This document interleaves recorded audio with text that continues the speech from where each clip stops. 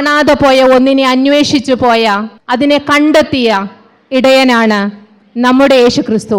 ആ കഥയുടെ ദൃശ്യാവിഷ്കാരവുമായി നമ്മുടെ മുന്നിലേക്ക് എത്തുന്നത് സെയിൻറ് ജോർജ് സൺഡേ സ്കൂൾ കങ്ങരപ്പടിയുടെ അഭിമാന താരങ്ങളായ ജൂനിയർ പെൺകുട്ടികളാണ്.